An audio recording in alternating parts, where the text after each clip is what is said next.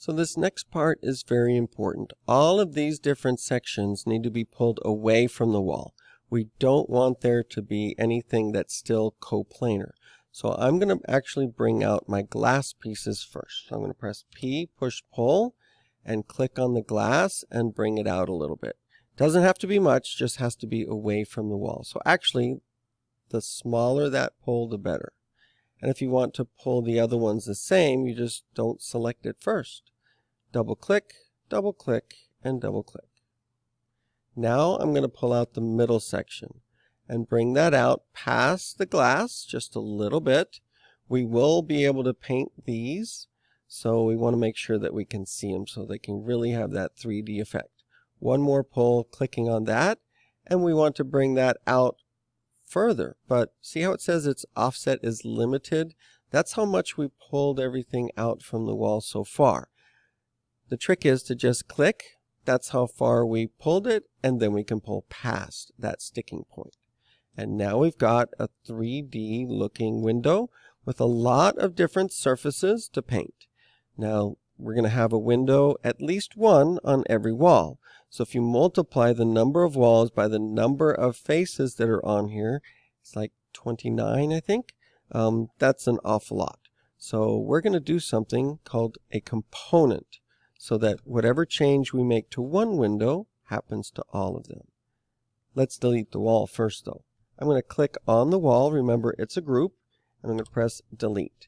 Let's look at the back of this window.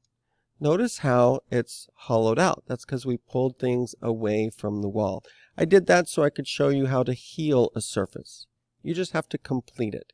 If we were to draw a line from here to here, like this, it will heal that surface and it fills it in. You can actually, it doesn't matter where you go from, as long as it's on that same edges, it will also heal the surface and create those two. Then a lot of times I'll just erase that. And in fact, I believe we can erase these.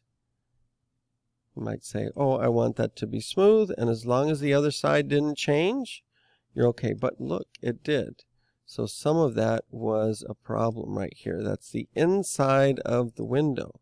So let me undo those and just leave that rectangle on the other side. It's just fine. Now we need to turn this into a special kind of group, that component group. If you just group it and then put it on all the walls, you will have to paint every single surface separately. And if there's a mistake, then you will have to fix it on every single window separately. So the trick is simple. Select everything. I'm going to draw, whoops, that's the eraser tool, space bar, and select. Now the selection beam will shoot out behind this, which is why we want to do that away from the house.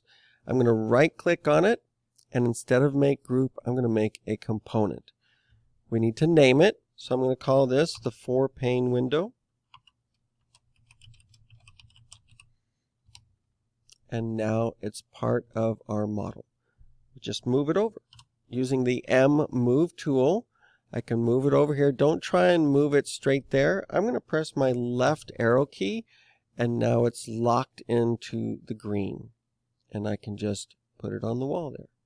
Now before I do that, I'm going to make another copy, and I'm going to rotate it to go on this one.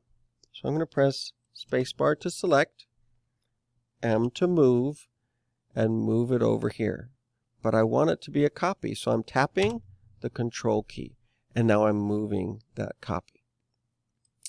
Now I can safely move this over onto the wall.